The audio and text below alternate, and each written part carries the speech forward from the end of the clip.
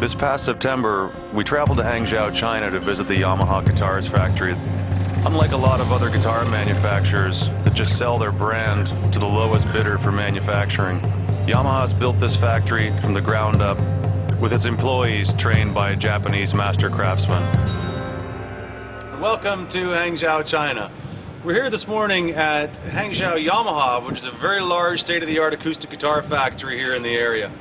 Today we're going to get a better idea of what it takes to make a great acoustic guitar, and we're going to start over in the massive wood drying section over here.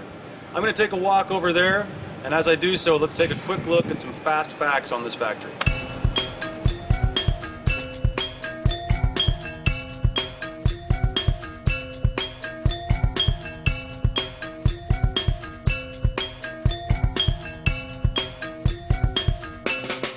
So as you can see, we're in this massive warehouse that's full of the wood that's drying now before it goes inside to be made into guitars. We've got piles of Engelmann spruce from Europe, Sitka spruce from Canada, and Western red cedar from the United States. One of the biggest challenges of building a guitar in a climate that has 40% humidity is drying the wood properly. So here at the Yamaha factory, this wood is left out here for 1 to 2 years until it's properly dried before it can go in and be made into a guitar. Let's go inside now and check what happens after the wood's dry. See you inside.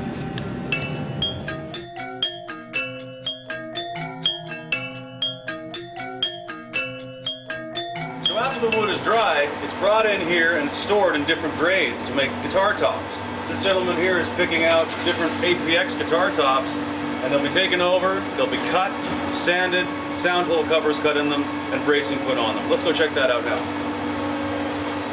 So after the wood tops come in here, there's 3 main processes that have to happen to make it look more like a guitar. First, this gentleman is cutting the sound hole cover, which the sound of the guitar comes out of.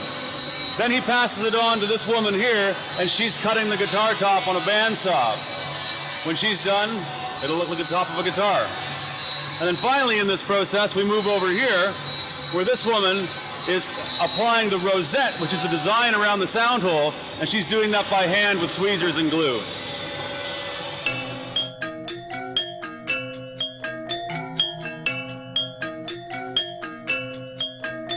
One of the next processes that happens in making a guitar is to make the sides of the guitar. In this case, we're going to talk about laminated sides. A laminate side is 3 or more pieces of wood that are sandwiched together to make a solid piece of wood. So right here I've got some very paper-thin strips of rosewood that are going to be used to make the side of an LJ6 guitar. So basically, the girl here takes and selects from these pieces of wood. Now, comes over here, goes into this large glue press. So there's a piece of rosewood, a piece of Meranti wood, and another piece of rosewood. And she's going to put them through the glue press, press them together and make a laminate side. Then we're going to put it in the bender and make the shape of the guitar. Let's check that out. The laminate's made, it's brought over here and it's put into the side bender. You can see that this is a very simple machine. It presses the wood and makes it into the shape of the side of the guitar. Put it here for 7 minutes, and then when this green light turns to orange, we know it's done and move on to the next bender. When it comes out, it's quite hot, and it looks like that. Now it's going to be made into the side of the guitar.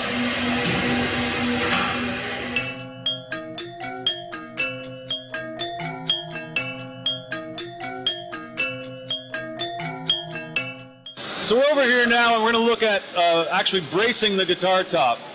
Bracing with the sound bar is one of the most important parts of making guitar because it does 2 things. It affects the sound quality of the top of the guitar, and it also allows it to have structural integrity so it doesn't crack and break.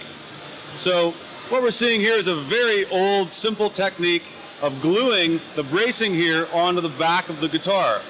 And these are flexible bars here that just apply a very even pressure across the top of the guitar, and so she can glue the bracing on. This is just a steel template here that shows her exactly where to put it on. This is a non-scalloped X-bracing pattern she's using on an FG guitar here. And then she'll put the bars on, and it'll give a nice even pressure across the top of the guitar for the best possible sound quality. And one of the final stages in the bracing that's very impressive about this factory is the amount of hand chiseling that goes in to cleaning the bracing and also shaping it. The actual size of the brace will affect the tone. If it's too big, the top won't vibrate enough. If it's too small, it won't give it enough structural integrity. So it's a very fine line, so she's just chiseling away here to get it just perfect.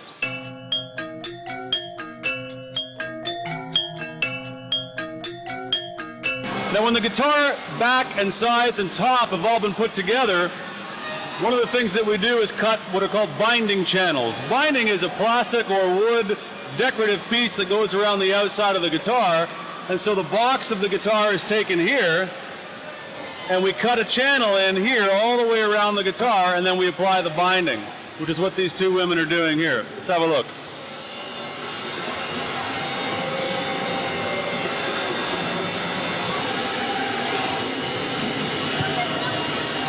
Once the binding channels are cut, the guitar is sent over here, and these very, very thin strips of either nylon or wood are glued onto the guitar, and they become binding. It's very important that the binding is cut exactly properly and that it's applied very, very even pressure, or it might come apart later.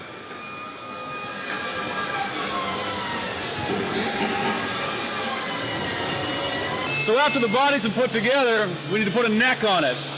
This is a very raw neck that's been made here, and it's a three-piece neck so far. It's a piece of mahogany or NATO wood that we glue the headstock on, which the tuners will be on, and then the neck heel, which we'll make into a dovetail joint. This is a very raw blank here that's going to be sanded first in a raw sander and then sanded down by hand. So let's go look at that now. The raw neck has come over to one of these stations, and it's being sanded down with a palm sander and made much more smooth, and so that raw piece we just saw turns out looking like this, which is much more like a guitar neck. It'll then be further sanded down by hand for feel. The only way you can really make a good guitar neck is to sand it down by hand to the touch.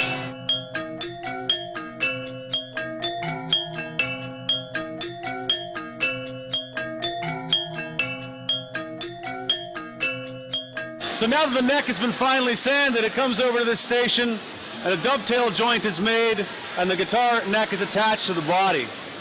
Now there's a bunch of different ways to attach it. You can use bolt-on, you can use a set neck design, and in the acoustic guitar world, at Yamaha, we use a dovetail joint.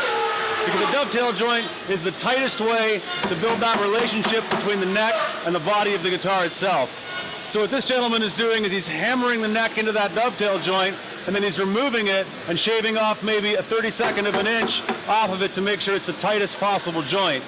When he's got it done and it's very tight and fine, it'll take one bead of glue to attach that, and it'll last a lifetime.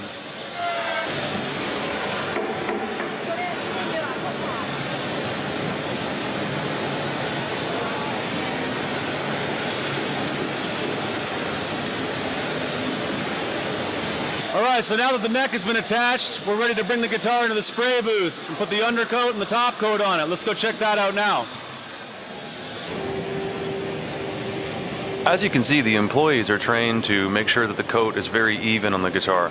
We're looking at a cobalt aqua blue guitar being sprayed here.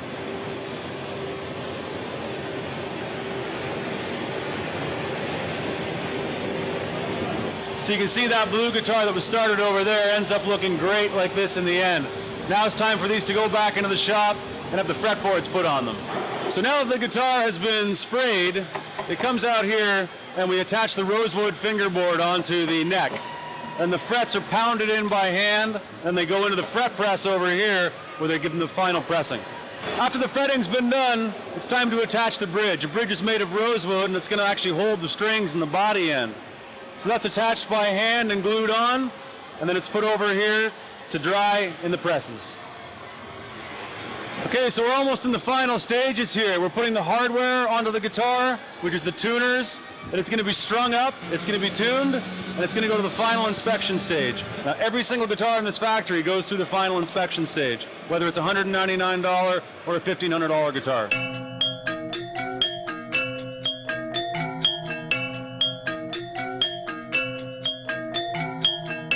So we're in the final stages of making this guitar now. This is the inspection that every guitar that leaves the factory will get. The intonation is being checked, the overall tuning, the string height and action, and any adjustments that need to be made will be made now.